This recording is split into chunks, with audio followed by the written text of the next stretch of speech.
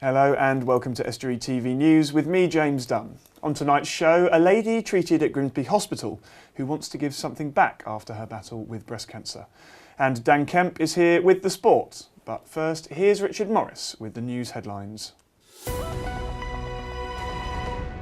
Hello, in the headlines today, a case of bird flu has been found in Yorkshire and some more remembrance exhibitions are reflecting on 100 years since the start of World War I. A case of bird flu has been found at a duck breeding farm in Yorkshire. So far, a 3-kilometre protection zone has been put in place around the area and a 10-kilometre surveillance zone around the farm. There will be a complete cull of all 6,000 birds on the farm to prevent any further infection. Public Health England have confirmed the risk to public health is extremely low, and the government has confirmed that it is not the H5N1 strain that is infectious for humans. If anyone suspects a case of bird flu, then you are advised to contact the nearest Animal and Plant and Health Agency. East Riding of Yorkshire Council have also put out a response. They say that signs are being put up which informs pedestrians, motorists and the travelling public. They have also reiterated that the public health risk is very low. Over the weekend, 7 burglaries took place in Healing. They were mostly shed burglaries which happened overnight between 2 a.m. and 4 a.m. Over the weekend, Humberside police were leafleting the residents of the village, advising on securing their outside property. Humberside's Police and Crime Commissioner says he is losing sleep over the crime rate in Grimsby. The number of crimes in Humberside is falling, but the proportion of those across the force in Grimsby is actually rising. Matthew Grove made the comments at a public meeting in Grimsby, at which he set out plans for the future of the force as they try and find £31 million in savings by the 2018-2019 financial year. It will mean 800 fewer officers than were in the force before restructuring began. They're now in consultation with the public over an increase of the police precept to meet a shortfall in the budget. That's equivalent to an extra 7p a week in the amount families contribute as part of their council tax. Necessity is the mother of all invention, and as we can see, with the new force model, we believe we can provide a better, more effective policing service with £22 million less of the taxpayers' money. So that's positive. But I will be absolutely honest, if I at any time believe there is insufficient money to ensure an adequate and robust policing service, I will not keep that to myself. I'm presently undertaking my council tax precept questionnaire, and I'm going to have that conversation with the public to say, at the moment it's your police service, I believe, but you only locally finance 25%, a quarter of the police budget. A Winterton man has undertaken a unique remembrance challenge. For 50 hours, starting on Armistice Day, Stuart Moore and Ryan Maylan lived in a home-built trench on Winterton Community Pavilion. The aim in this centenary anniversary of the First World War was a unique act of remembrance alongside education for local children who visited the trench and raising money for good causes. After the 50 hours were up, we caught up with Stuart and Ryan while they were awaiting a richly deserved full English breakfast. Well, the original idea, it started out as I wanted to do something different in a way to show respect for, particularly for the armistice of 100 years. It's a significant amount of years, and I feel quite passionate about what those brave souls did throughout the First World War, in particular the horrendous conditions. I thought we should do something. So it was about respect really. Then I thought, combined it, we'll do it as a bit of a fundraiser, do it for 2 good local causes, the Winterton branch of the British Legion and what we call the Winterton Winter Support Fund, which is an organisation which helps elderly people through the winter months with all sorts of different kinds of help. Further remembering the First World War, an exhibition remembering the Grimsby's role in the war has opened in the town's Fishing Heritage Centre.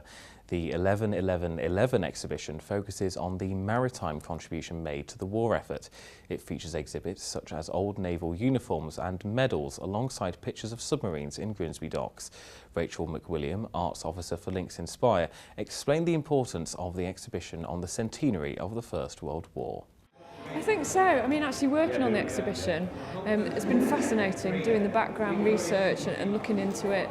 There's a lot of names involved. The cabinet that's behind me is full of medals that we have in the collection. and we've got everyone's names on there. So I mean, people might come along and there might be something relevant to their family or somebody that they know. That's all from me for now, and I'll be back with more news soon. Bye-bye.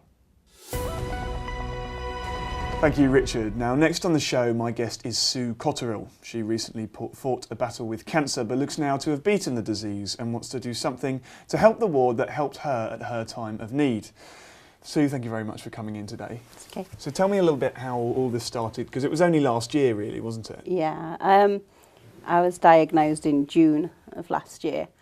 I probably did feel a lump back in January, but I tried to ignore it. Yeah, I thought I'm imagining it, or, you know, it isn't. Which is, of course, what they tell everyone not to do. But, I mean, I should have. Your instinct is very important. And at the time I thought, oh, God, you know, is that? And then I thought, oh, no, don't be stupid. But these things happen. So, yeah, I was diagnosed in June of last year. What stage had it reached at that point? It was it sort of has levels of danger, and it was the lower level. And I had they do a biopsy, and luckily it hadn't gone into my lymph nodes or anything, but it was, the lump was approximately 10 centimetres by about 4 centimetres, so it was really big, so it was too big to do a lumpectomy. It had to be a full mastectomy.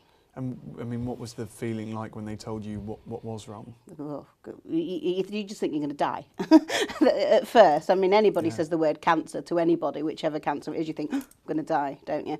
But although obviously the treatments are so advanced now that, you know, it's people don't die half as much as they used to. And it just gets more advanced all the time, really. I mean, that sort of brings me on to my next point, because the Pink Rose Suite, which is a specialist breast cancer ward at Grimsby Hospital, particularly after that point of diagnosis, because it's interesting what you say, that you think you're going to die, and a lot of people think that instantaneously. Were they there on hand, because they know all about it? Yeah, I mean, she did explain, because it was sort of like the lower level, it's sort of what they call like a pre-cancer. It can obviously develop and become something much worse, but I think it's DCIS that it's called. So, you know, instantly they said, you know, don't panic massively. It's not, you know, but... We can help, basically. We can help, but, you know, you are going to have your breast removed. So, you know, So, I mean, that's what happened next, is it? Yeah.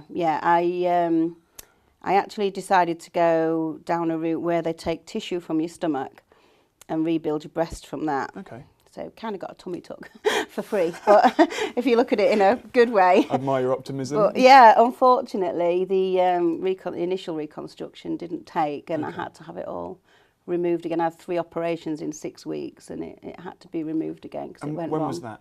That was back last year. That was sort of August, September time last year. And now here we are, November. How are you doing? I'm doing good. We started reconstruction afresh again this year. I had to have time to recover. I had my left breast removed, but that was choice. I didn't want to risk it, get so far down the line and have to go through all this again. So I've got silicone implants in both sides at the moment. I've still got further reconstructive work to go on my right side in particular.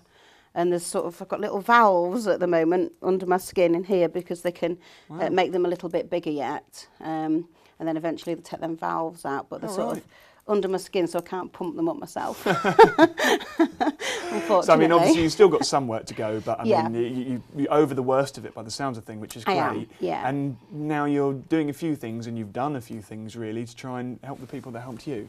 Yeah, I think it's important to try and give something back. I mean, there's people a hell of a lot worse off than me.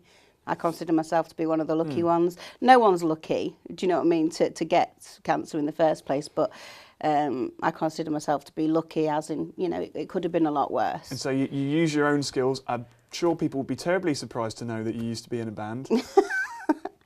Yeah, I still am actually in a new band, but yeah, I've always been into sort of... And your old band, which was... Fallacy, yeah.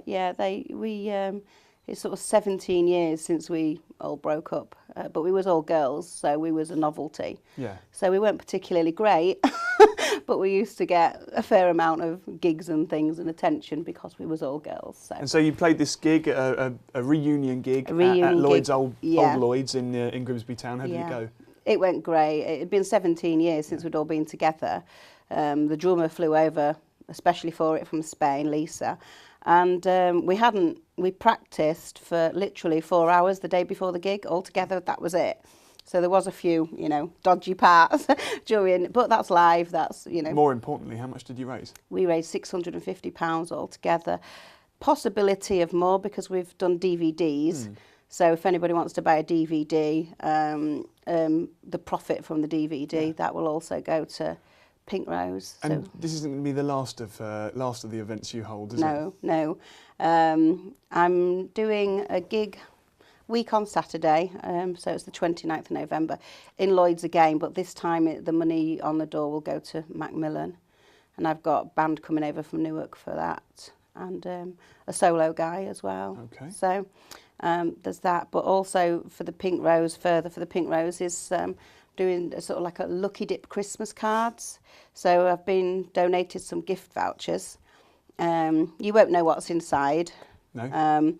But people pay £10 for one of these Christmas cards, and I've already had 4 vouchers donated. One is for nails, one is for a holistic sort of massage treatment, one is for a recording studio, Minimat Films, who filmed the gig. I suppose the point of it is, you might get something small, you might get something much bigger than £10. Well, each and gift. the profit goes into the Pink Rose. It is. I mean, each gift that has been donated, and I've had a piercing voucher donated as well. So each gift that's been donated is worth more than the value of the £10. That's brilliant. So, I'm sure people will get involved. And thank you very much for coming in today, Sue. No worries.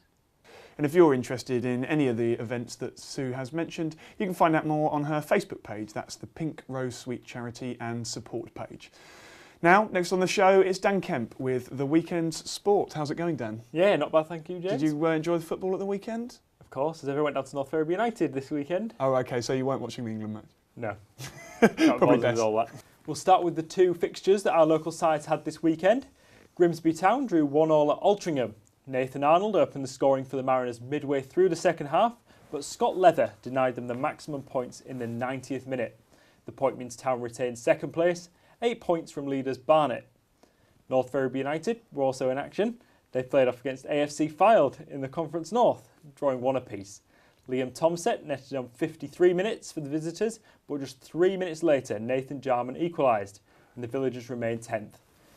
The details of the Magic Weekend have been announced. Cross-city rivals Hull FC and KR will face off at 4:45 on Saturday, May the 30th at Newcastle's St James's Park.